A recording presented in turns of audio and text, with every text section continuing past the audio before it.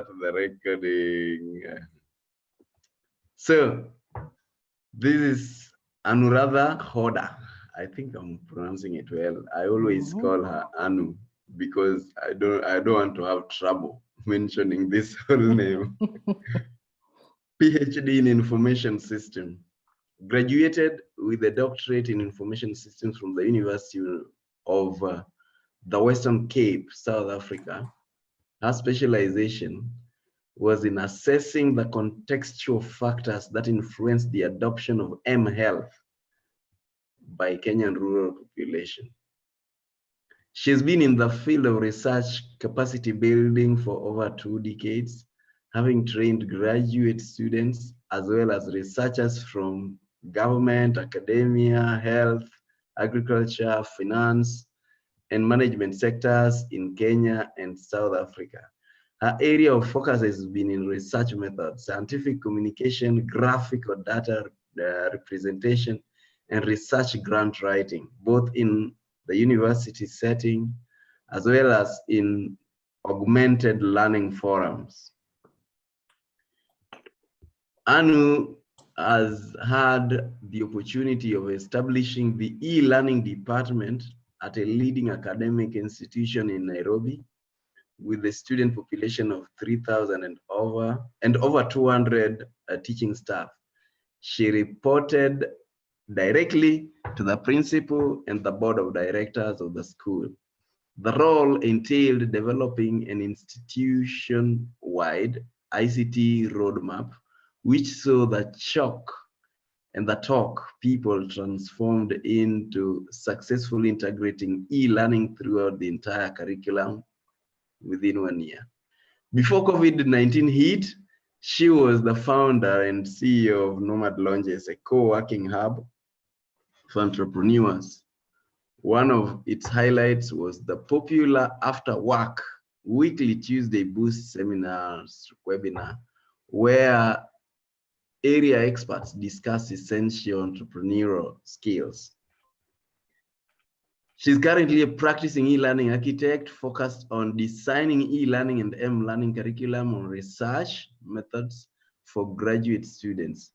She also provides consultancy on e-learning audit, design, and deployment for organizations. She was and will always be a teacher at heart. That one is one thing we share with Anu. We love sharing knowledge, and we will always do that. So welcome, Anu. We are very pleased to have you personally. I'm very happy to see your face after quite some time. And the stage is yours. This class usually is very active, and they will be listening keenly and asking questions at the end. We are going all the way to 8:15. So you will divide your time where need be. I know you are very capable, you are very gifted in this. Welcome. Thank you, OPP. Thank you very much. Thank you all participants. I am Anu, as Paul Peter Otieno has said. And I would also say, OPP, be a moderator when you feel I am stretching too much and it is coming to the close. Please kindly alert me. So okay. Here we are today to talk about retaining or retraining employees. Why this topic? Paul Peter Otieno is very passionate about leadership, and he said that I should be speaking on this forum regarding leadership, hence this topic. So we will be discussing about the retention nightmare. How easy or how difficult is it for us to retain the A team? In today's forum, we need to answer the question, is it better that our team should be retained, or should we always look forward to employing new workforce and training them towards our jobs? So let's begin. When the technology tries to be with me, and I can see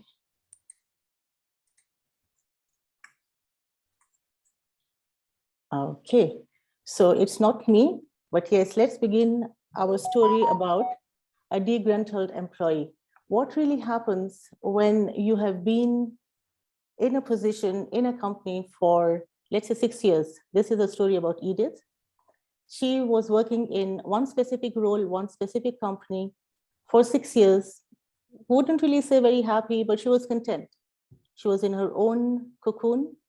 She would be going to work, coming back, just being there. Every time she was asked for a promotion, she would say, no, I think I am really okay. Now, we would really want to know later on what kept her very happy in her own little cocoon. One fine day, whatever limitations came her way, she said, okay, let me just try and go to the internal job board and look for any other job openings. And she ended up applying for a role which was a senior role than she had been used to. Fine, she starts it. A week later, her immediate senior boss resigns. The next line manager is someone who has been very away from the real happenings of the organization of that specific department. And that leaves Edith all by herself to learn and to implement what she really needs to do for her day-to-day job. In this case, why is it that I'm mentioning this? In an organization, how much do our seniors really take care of us? How much do they really keep track on our learning and development? Do they really prepare us for onboarding? And onboarding is not really when you join an organization. It is also when you are joining a new role, a new position, like in the case of Edith. So she definitely was left all by herself, and that was not making her very happy.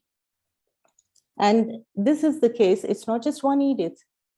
Research says, and like OPP says, I am a researcher, hence that is what I do. Research says that at least 35% of employees go through this period and end up losing their jobs, or rather quitting at their will. So how good is it really for the organization? Maybe here, OPP, somebody could just comment in like half a minute. What does this have as a consequences to the employee and the employer? When we say 35% of employees who are trained, experienced, are quitting the job because of the factors we'll be discussing soon.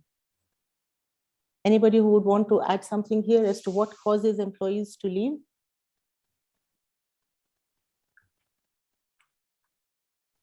Yes, somebody would like to say something about that. Yes. One thing I was taught is people quit people, not companies. You are absolutely right. Absolutely right. And Georgia has said they get bored, whatever that means. Of routines. Yeah. Anyone else would like to share something about that? Can still carry on typing the answers in the chat, and I'm sure we'll be picking on some of those points within our forum. So we all agree that experienced employees, that's the biggest talent. That's the biggest talent that an organization can ever have. So I think it is the duty of our leaders to surely retain that talent. And we need to know whether leaders are really working towards that or not. Here we are to discuss how should we then retain our A team. And like OPP has called it the A team, yes, all our employees are very, very important to the organization. And that is the core team. What should we be doing so that we can retain them rather than making the environment uneasy for them that they end up quitting? Again, research has shown that there are mainly 4 primary paths for such turnover.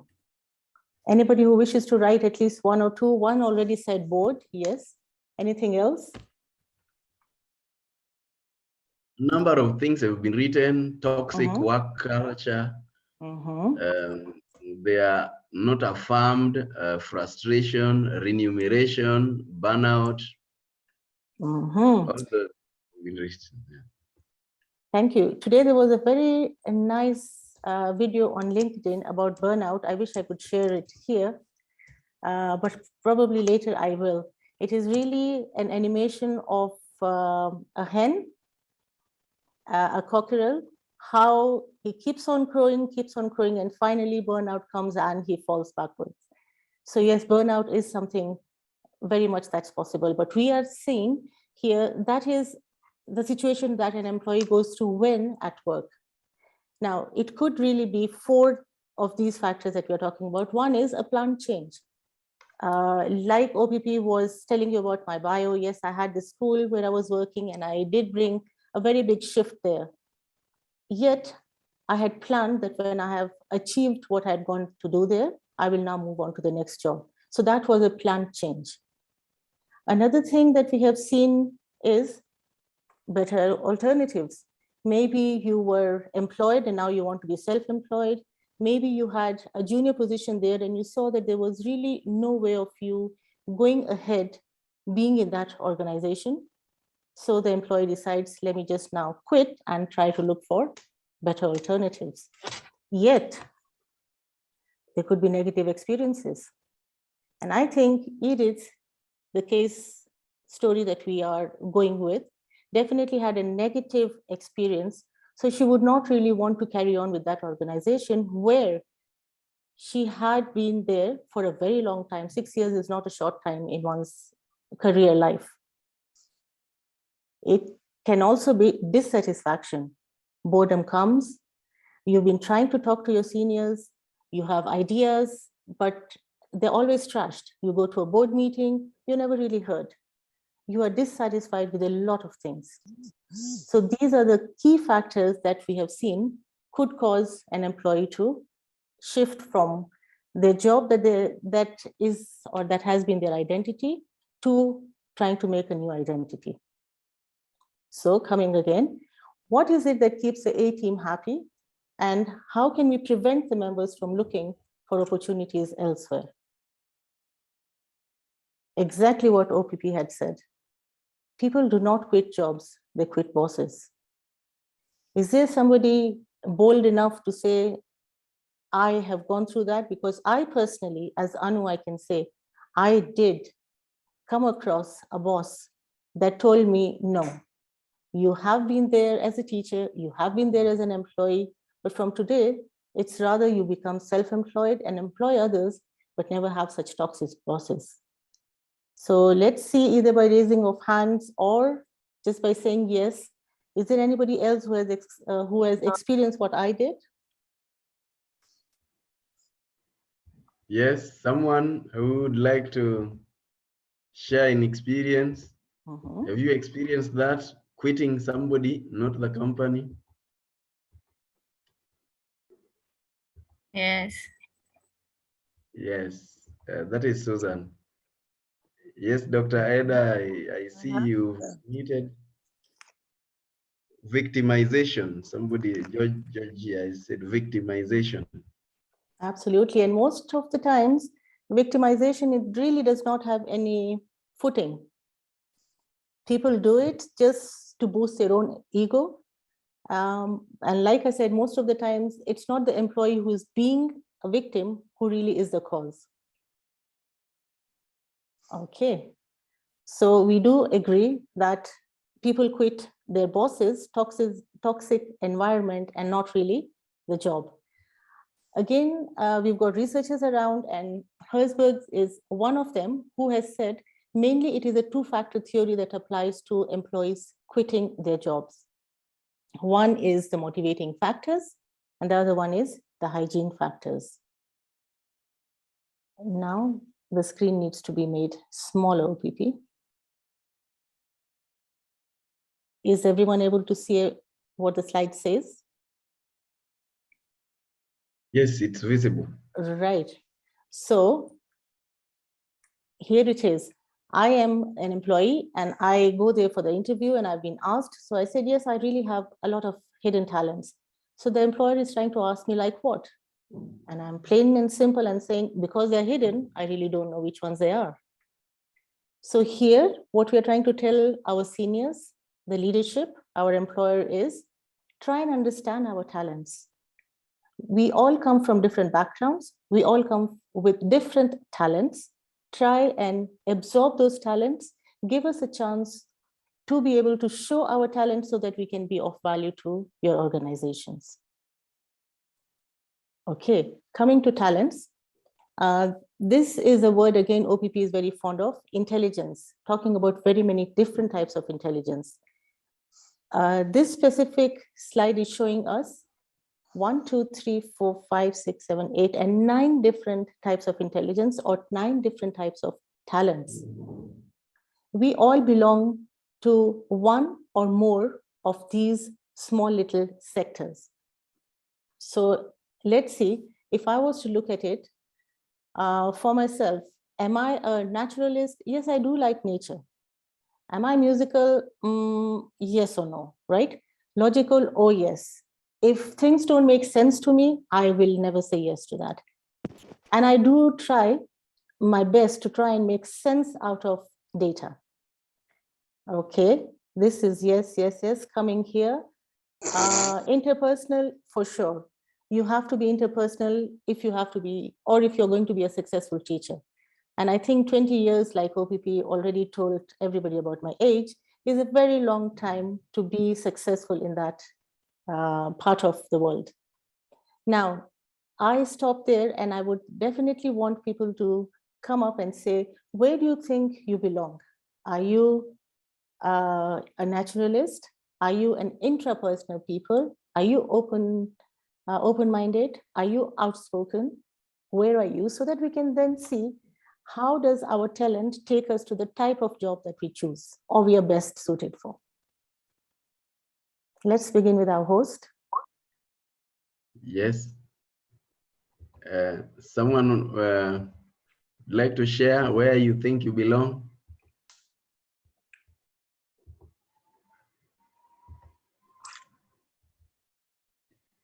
Let's just Yes. unmute ourselves and speak up.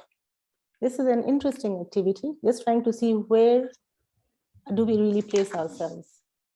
Maximilia say interpersonal and skill and musical. And Okay. musical. Someone else would like to say something?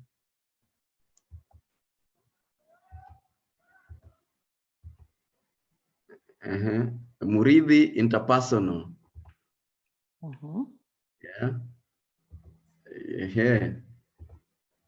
Someone else, yeah, someone has typed existential. That is Maximilian. So he's said 3 things: interpersonal, musical, existential. Yeah. Yes. So let's stick with him. Logical, mathematical. Okay. Mathematical. Dr. Melvin has said linguistic and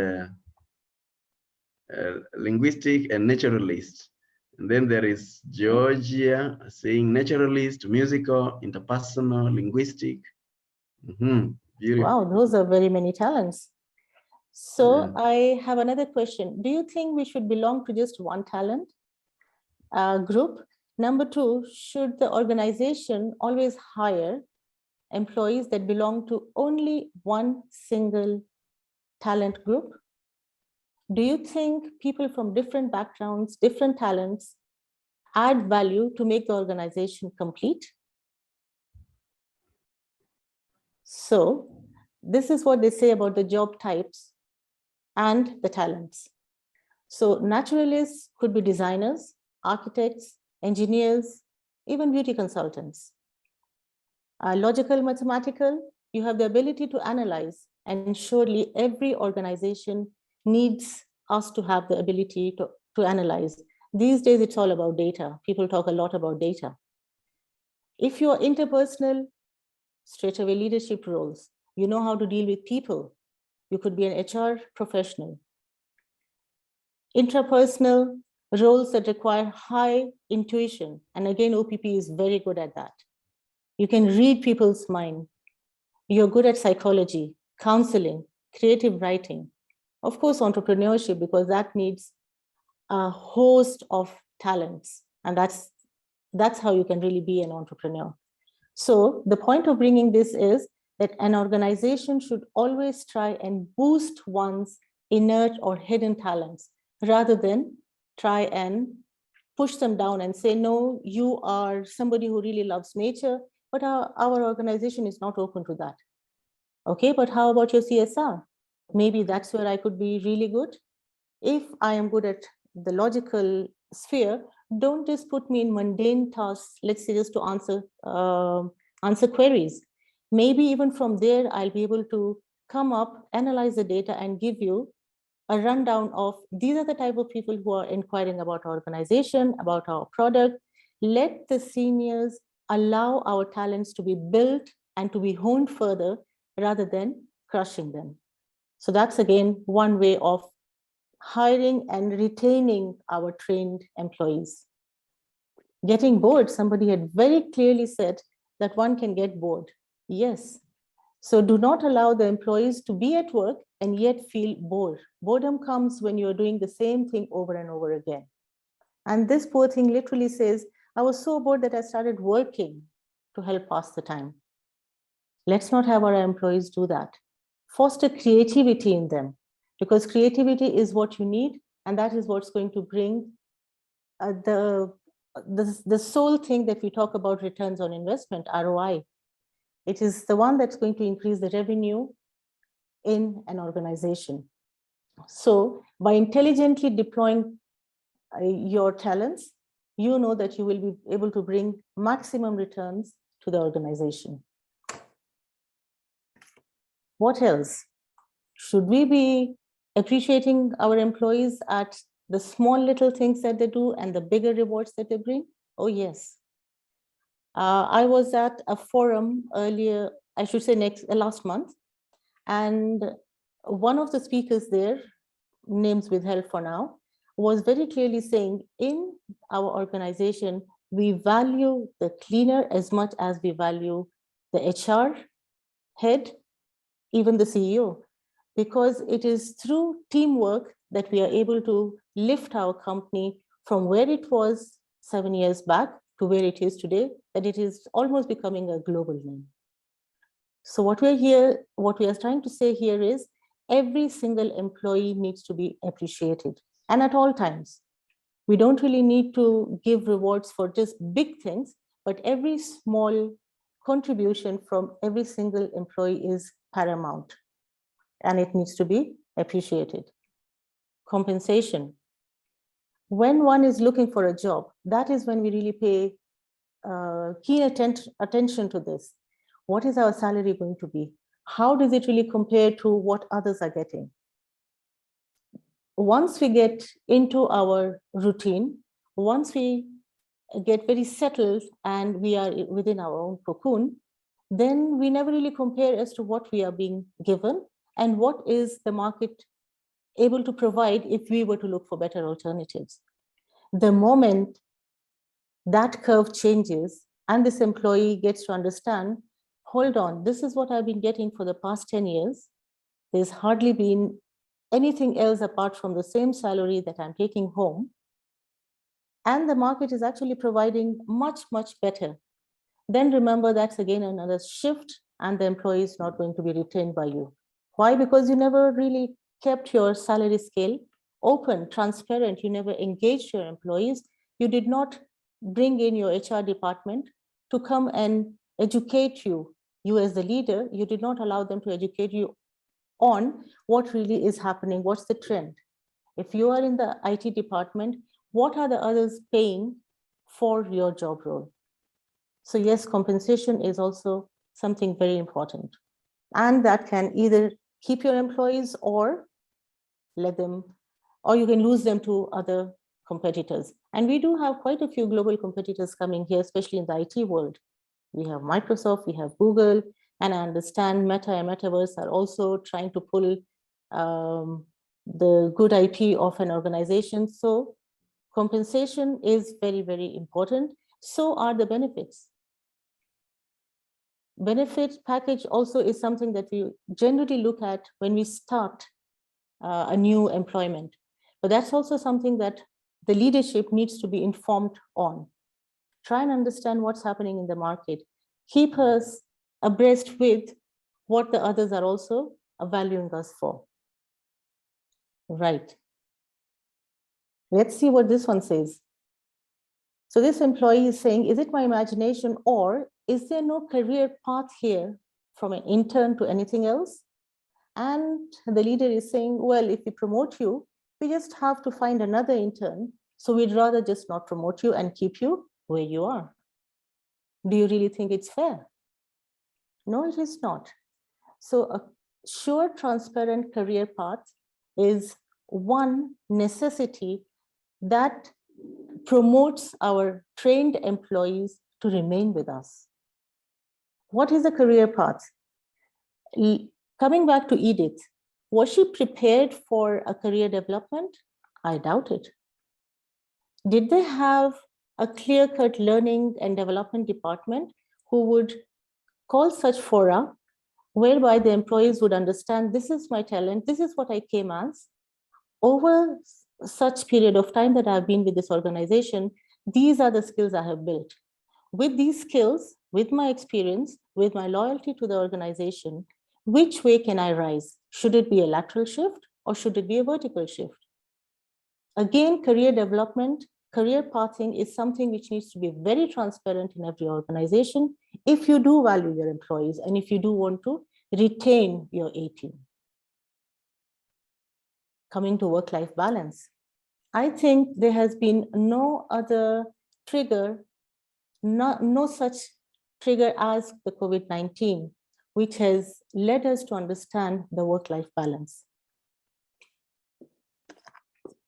People do have burnouts, employees keep on working, and no sooner than you realize you lose the ring that you wore very proudly in the church. And you said the vows and you said, we are going to be together till death do us apart. But work-life balance, you put all your valued time, energy into the company, that company that did not really value you. They did not give you enough time for your family.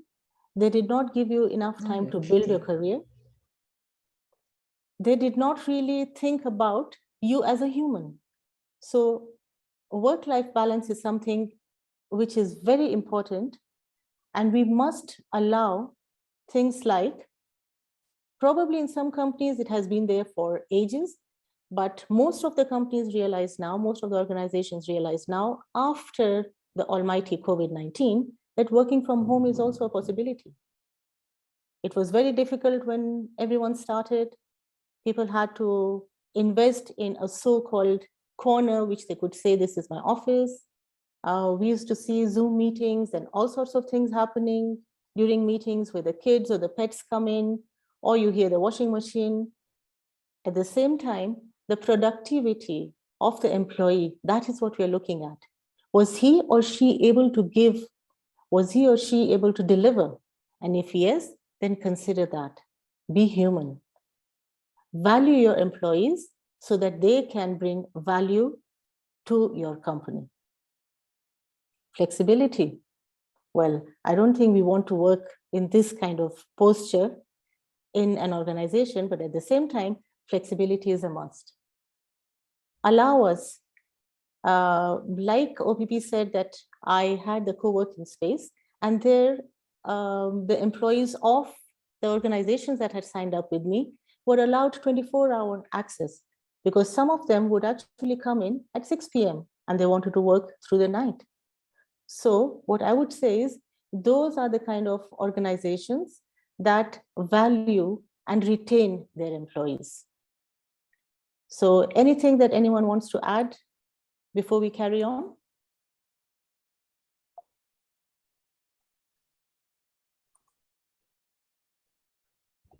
Yeah. Anyone would like to say something? One thing I've learned over the years is, again, as you've listed them there, people don't care how much you know until they know how much you care.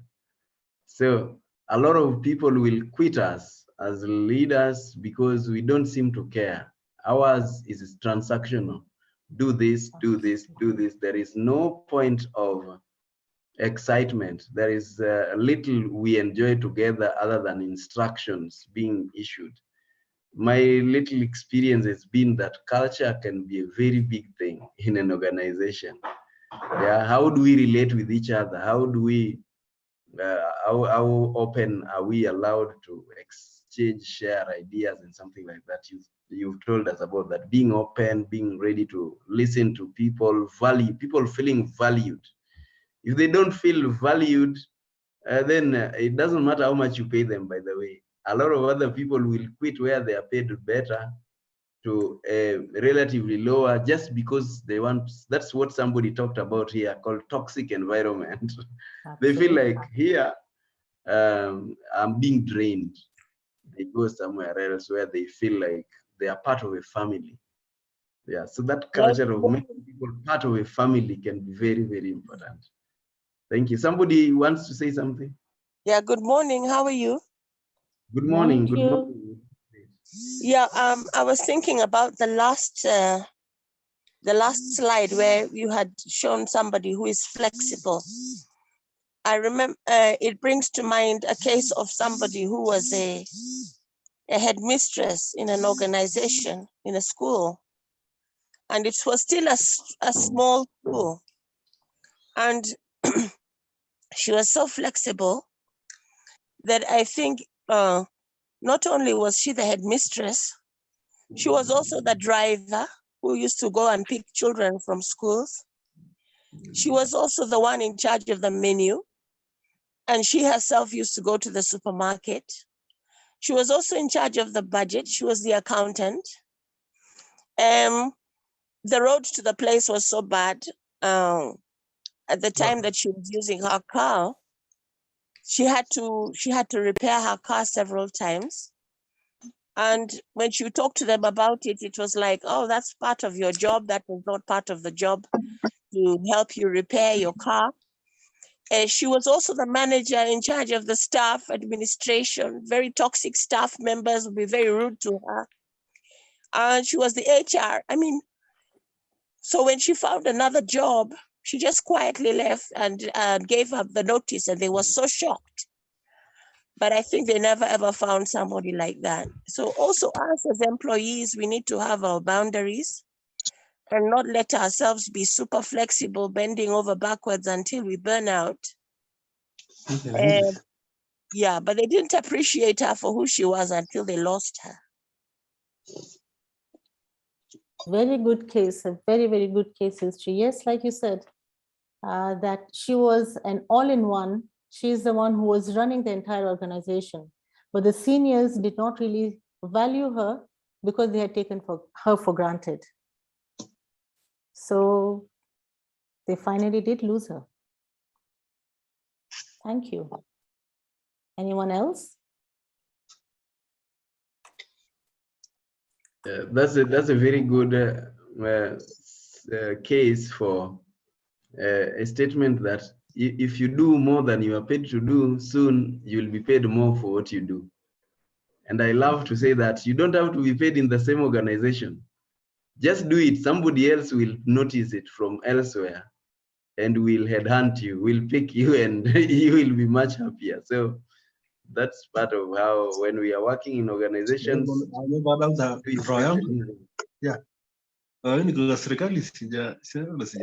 someone is interrupting. Yes, somebody else appreciated her effort. Yes, exactly. yes, yes. Although it would have been much better if the same organization appreciated the effort, she would have grown and they would have also grown. The good attitude for us when we are working somewhere. We do our best and we leave the rest to God. If we are not appreciated, somebody else is going to do it. Thank you. We can move on. I don't know who is talking somewhere. Yeah, there's somebody who needs to mute oneself, but I'm sure they'll realize. So yes, you did mention about the organization culture. It is very important. I, over time, have not really hopped a lot of jobs, but all the same, from the ones that I have been in, there is one employer, and of course, names withheld for now in this forum, one employer that I would love to go back to even today, simply because of the organization culture. They valued you as people. The leader of the organization would really sit with you, have tea, or probably just stand and have tea. You never really needed to call them bosses. You did not have any colleagues who were senior to you, whether they were head of department or not. We were all one. And like OPP rightfully said, we need to be a family. And here I will also mention whatever factors we are talking about. Remember, we are saying this is a relationship between them, an employee and an employer. But exactly the same thing is also effective if you really see in a marriage relationship, in a friendship. Never bend backwards, always value each other. If you want to retain the marriage, and I know OPP always has calls from people who want such advice. So if you really want to remain and retain your marriage for all those years that people have enjoyed, then surely you need to also look at these points that we're talking about between employee and employer. They're the same. It is a relationship, whether it is work relationship or it is home or family relationship. And that's what I would say. So culture also does matter there, both in an organization and also in your home environment. CSR, corporate social responsibility, there are some, well, this is what research says, there's some generations that really don't care so much about. But the current generation really cares about what is your organization doing that has a social impact on the masses. Remember the climate change that people talk about? There's some generations that probably have led to the global warming, but do not care much. But today's generation is very vocal. They really want to see things happening. So that's again another thing. If you want to retain your employees, show them that your organization is not just about employing them, making them work, letting the organization grow, and you do not have any social impact around you. So sewing back, giving back is something that every organization should look into. Right. Coming to the close of our discussion, if you know that your employee is leaving, then the best way is please evaluate his or her time within your organization. Have a proper formal or informal exit interview. Try and learn from them. How was the culture of the organization while you were there? Did you have a clear career pathing? Is there something that you would want to teach us before we lose you because you are really valuable to us? Even if it is at the point of exit, show the employee, yes, he or she really did add value to us. In the case of Edith, she was left all by herself. In the case of the headmistress, she was left all by herself to exit before she could actually give her evaluation about the seniors, the employers. So an exit interview is also one of the key factors that an organization should always keep in mind.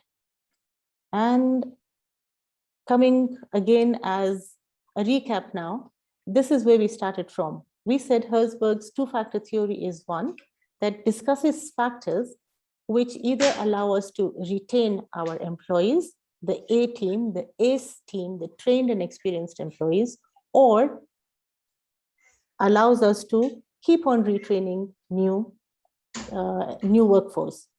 Some of the motivators we talked about being responsibility, job satisfaction, if you're getting recognition, if you really do feel that you have achieved something being at work, growth opportunities or career pathing, advancement.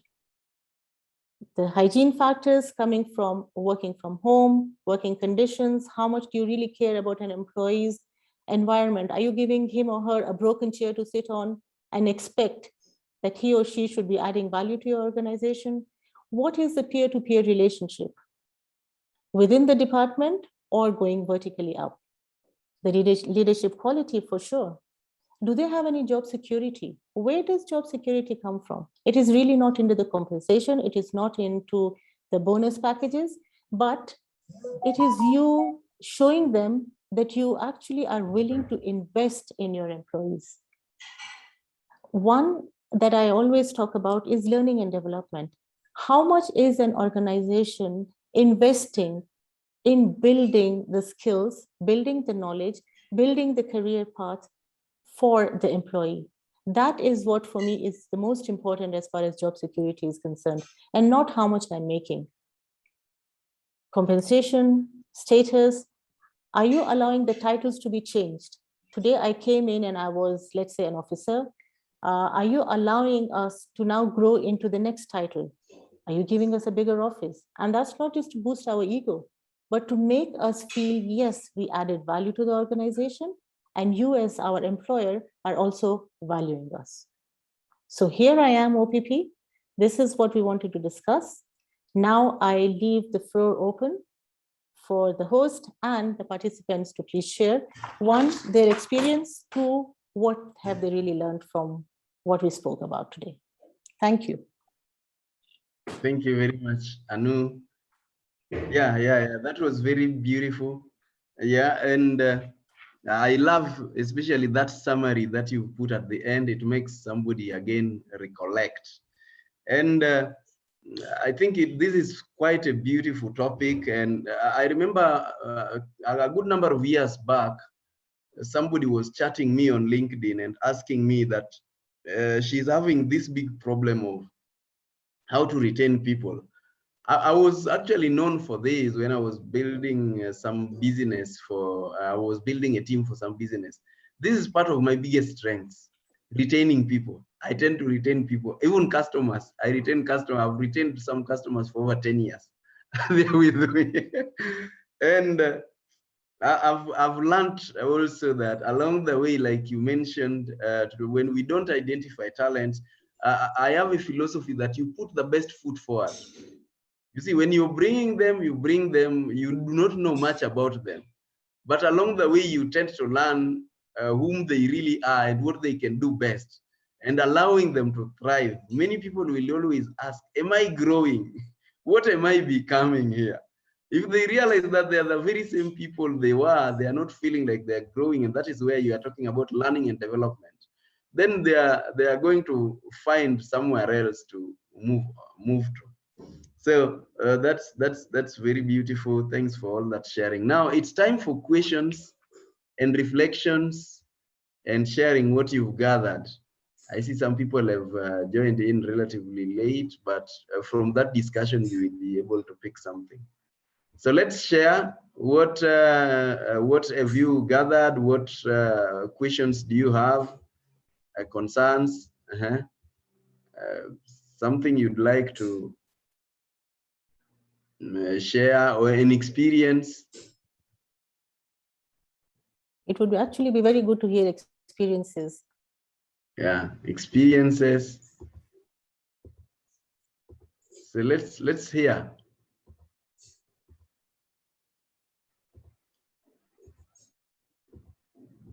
I'm wondering. Yes, Aloysius, move on. Yeah, thank you for the nice presentation.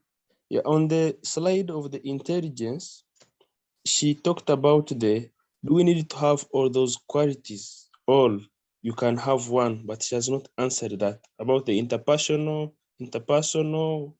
So I think she can go maybe explain to us, do we need to have both or one is enough? Thank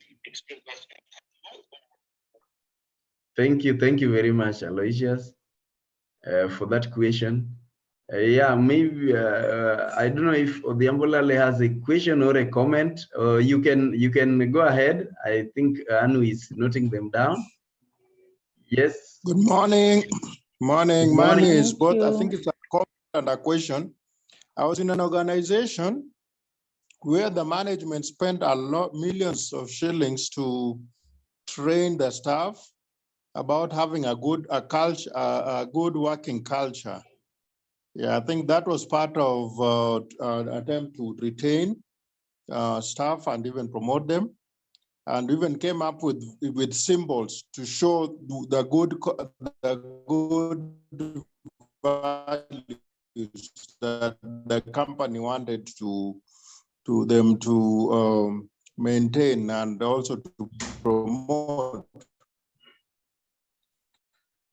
But at the end of it all, I still decided to resign. it just gives us an insight about what it really means to retain staff and even retain and promote staff. Thank you very much. It was not a question, more of a comment. But allow me to ask you, your final statement was that although those were all positive, but you still decided to resign. Maybe just let us know what really made you resign.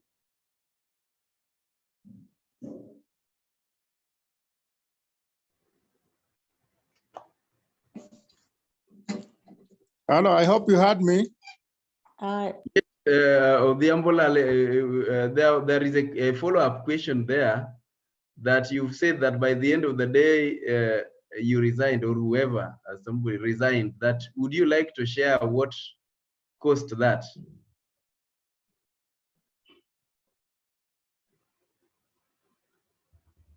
Okay, I think we'll come back. Some network issue. Melvin, there were two other hands up. I think it was Georgia and Melvin, or somebody else. Yeah, Melvin. OPP, I want to thank the speaker, Anu, for the presentation.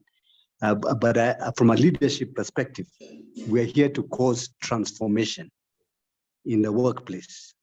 And certain organizations that I've worked with, namely Nation Media Group, HFCK, and or Housing Finance, and Kenya Railways, at one point or the other, went through a process of bringing about a culture change in their workforce through a process of coaching. Now, what happens is typically is that you'll get a CEO or MD who buys into the process, then he's replaced, and this culture change does not take place. So what's going on in Kenya right now is that we have what's called ethnic profiling in certain workplaces. We have gender-based discrimination and what is it called?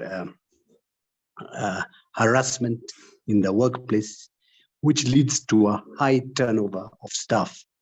This has an impact on productivity and on even sustainability of some of these companies. So that's just my 2 cents over there. How do we bring about, how do we thinking Kenyans bring about a change in the workplace? Now, the new workers who are coming in are being employed on contract terms. They have no pension. They're not sure they're going to have a job after 2 years. And this is causing a problem at both county, national government, and private sector. So back to you, Anu. Maybe you have a comment about that. Thank you. Those were definitely heavy issues that we have been experiencing and you have mentioned. I think what I would say is engagement is paramount. Whoever the leader, whichever the organization, if they really want to succeed, they should always try and keep the workforce engaged. Whether the leadership changes or not, if the workforce is the same and they know that their voice is always heard, I believe the organization can still be transformed from one CEO to the next without, or rather seamlessly, if the workforce is engaged at all times. That is what I feel could be one of the things. Yeah, you can move on to the other questions. Okay. Yes, so there was one on this as to, do you really need to belong to one set of types of intelligence or talent, or can you really have more than one, or should you really have only one and not a mix? So I would say talent surely comes, which is inert. It could be genetic. It could be through the experience that you've had from childhood to becoming an employee of an organization. There's hardly a possibility that you have just one type of talent. Generally, talents are inert, they're hidden.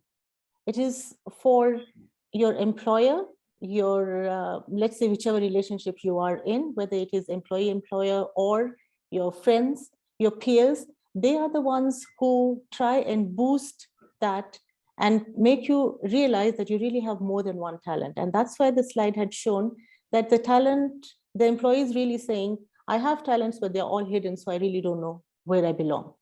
So most of the times you will have a mix of talents. Let's look at the intrapersonal. If intrapersonal says that the roles require high intuition, psychology, surely you could not really be somebody who only thinks of counseling. You would be unknowingly providing counseling to your juniors while you are also musical. You could be going out with them on retreats, and that's when you realize I am actually being very creative because I have come to an open space where there is nature around me. So that's when you realize that I'm probably also partially naturalist.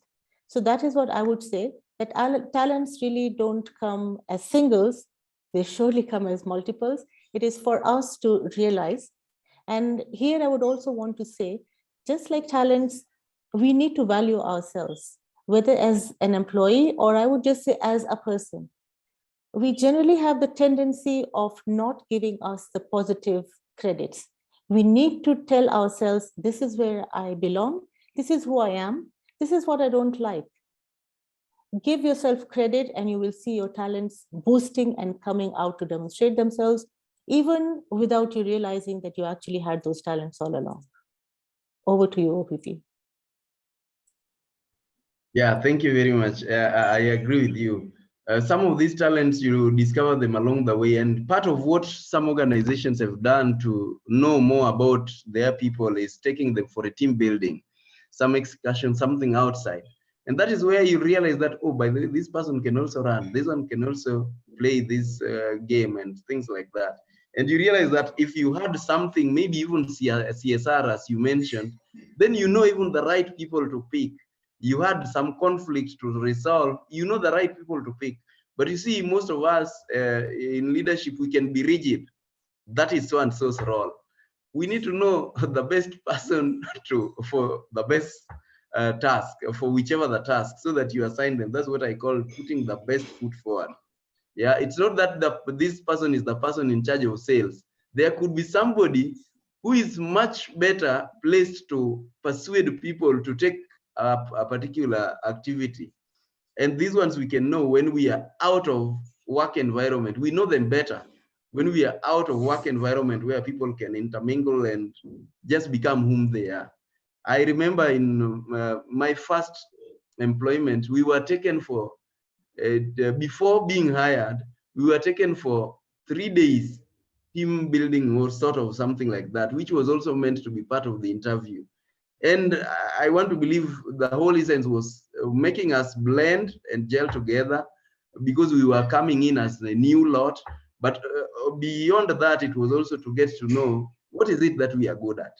So that's very critical.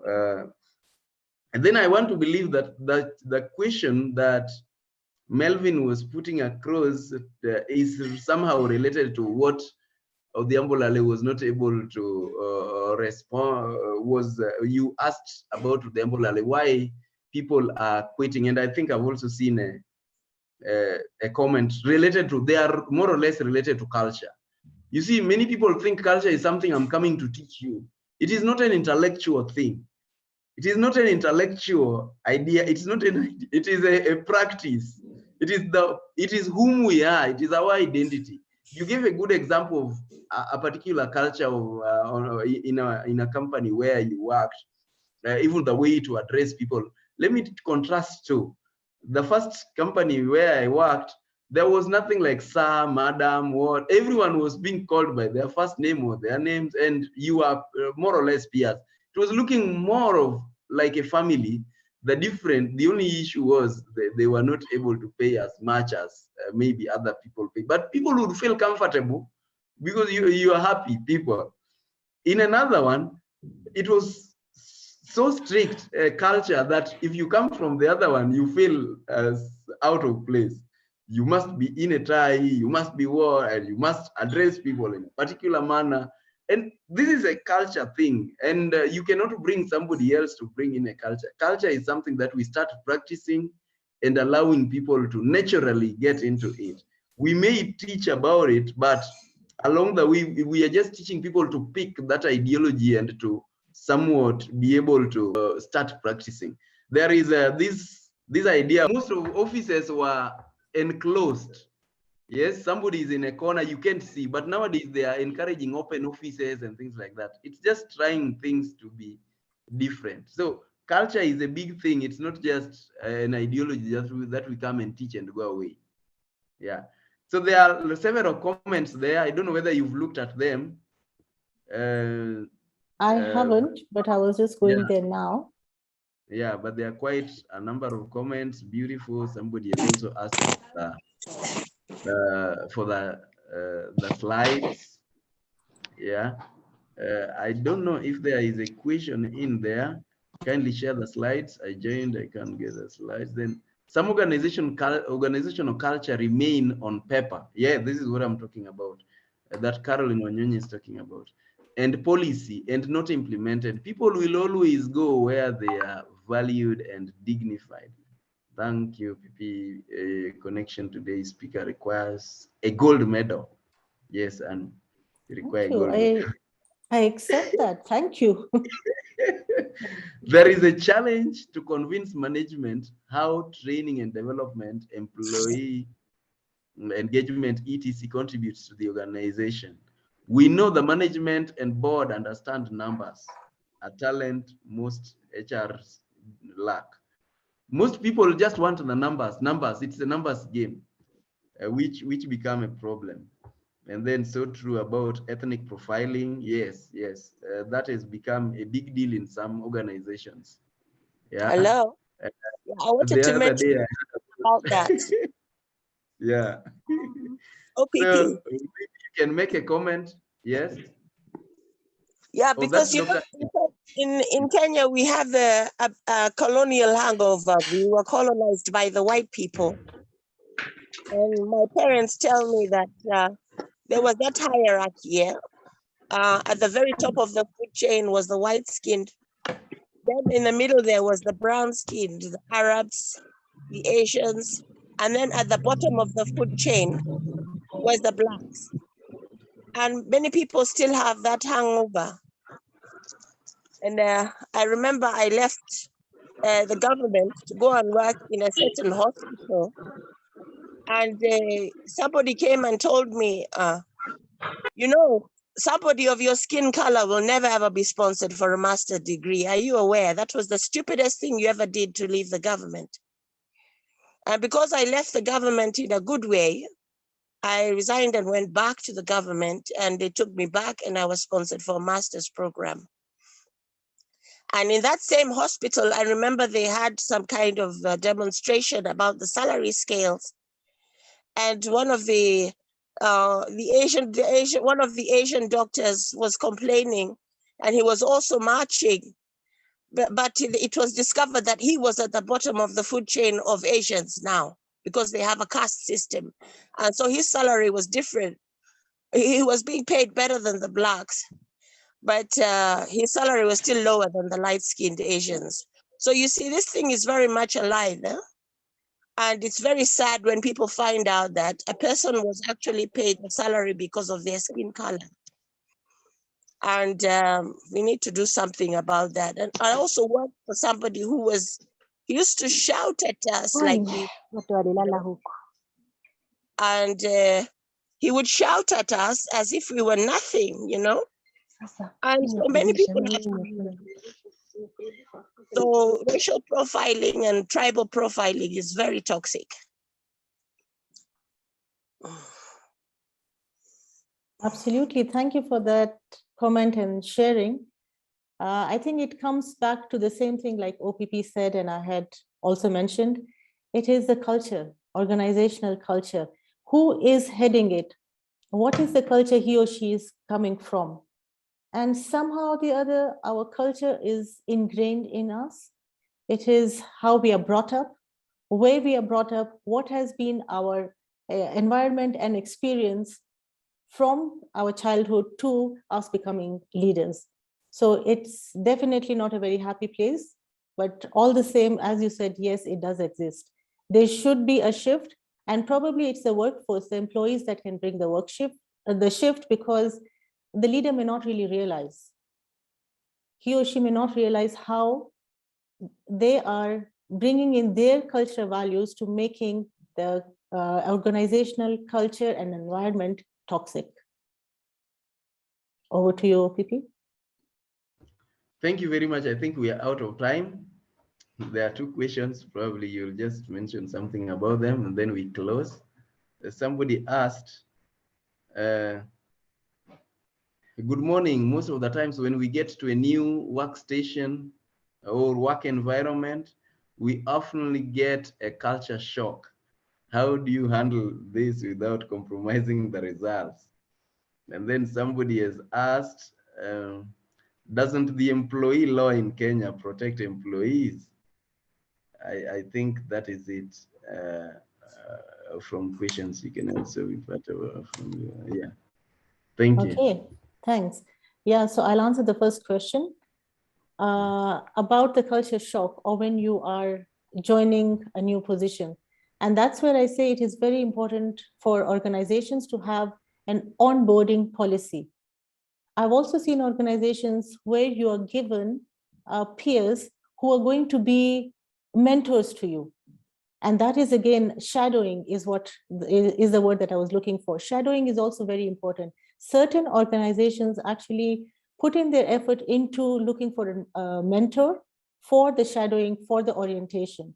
And this always comes through the company policies. Does the organization really feel that they need to have the employee come in seamlessly and become part of the family without even realizing? It's the culture, it's the leadership. It should not really come as a shock.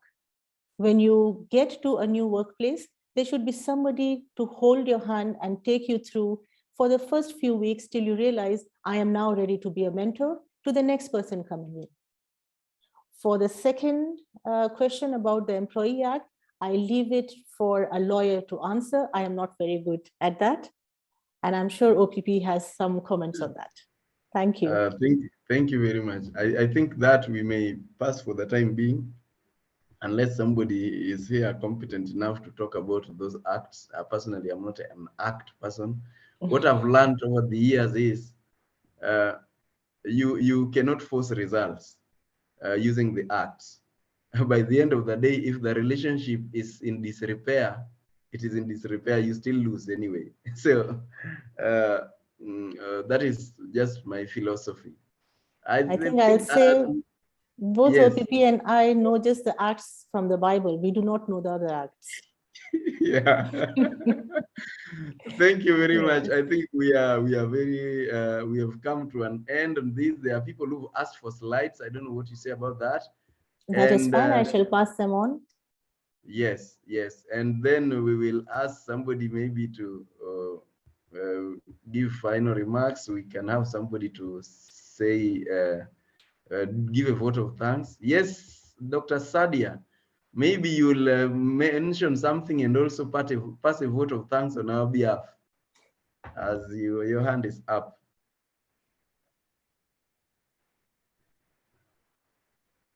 Christine.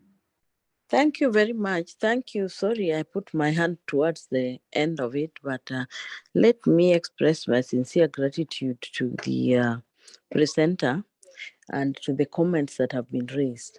I think we have learned quite a bit this morning, and it is a mixed grill. I don't know where the points of convergence and action will be hinged. But one instructive thing is that the workplace is a very diverse place, and it also is a place where it can destroy or it can build, depending on how your resilience and your agency has been built. I think it's also very instructive to know that when you go to the workplace, it is good to know certain values and principles that you arrogate to yourself. Because if your organizational culture can destroy your very fabrics and what your value system that you believe in, then it is not good for one. What I was going to comment about was that the labor laws of Kenya, yes, is now pro-employee. We have gone from what we used to have and we have taken the South African model, which comes with the Constitution 2010. And therefore the labor laws have been changed to be pro-employees. However, the employees that we have in Kenya are not employees that want to go out to demand for rights. So even when the enabling environment is there, the labor laws are pro-employees, I don't think it is being applied. It's being applied because we have timid workforce, a lot of people who do not want to stand for their rights. And I want to say what my colleague, Dr. Marvin had said, that we are being violated left, right, and center in the workplace. And we know it. It's not that we don't know, but we are not ready to take action. So I do not know at what point we will change this culture of timidity in the workplace in the name of that you don't know where your next bread is coming. So you suffer indignified practices, you suffer violations, you suffer discrimination, which then catapult you into the mental health stress and related, which you take back to your family, and the circles goes on. I do not know at what point we'll break this circle. So I do not want to speak so much, but those are some of the things that I've picked in terms of summary. And I would like to appreciate very much the presenter and the OP for this powerful meeting that we normally have. I come once in a while, sometimes I'm away, I don't join, but always very enlightening to hear people speak. Some of us are already out of employment, we are retirees, so we listen, but we also take note. So I don't know whether sometimes we need to be bold enough to pick up and say, even if I lose this job, but I change the workplace, is that better for me or not? I know there was the interest of self, but there would be the interest of the bigger picture and the interest of the big public. So we must just put what we want in this space that the Lord has given us. Are we going to be the Esthers of today to change? So if we perish, but the nation will be changed. So I want to end it up. Thank you very much for today. Great, thank you, Dr. Sadia. Good comment there. Yeah, now we can have, for people who are here for the first time, we always have a WhatsApp group for Power Monday. If you're willing to join us, just send your, put a text there. I send a WhatsApp, I'll put my number there, and then we will share with you. We continue to discuss these things. Time is never enough. So whenever we get some materials, we share there. Otherwise, somebody can pray for us. Anu, you have any final comment? And then we pray. Sorry, I think my final comment can be actually the closing prayer. Thank you. Okay, yes. Yeah. Okay, so let's pray. Heavenly Father, we started this forum with your name and with full belief that you are going to speak through us and you will make us hear. And we have learned. So I would like to thank you. And I would want to thank everybody who was part of the forum. We do not take anyone for granted. Allow us to share more times like this. And we want to learn from each other. I would like to say thank you, for we have prayed, believing and trusting in Jesus, and amen. Amen. Thank you. Thank you very much. Thank you. That was wonderful.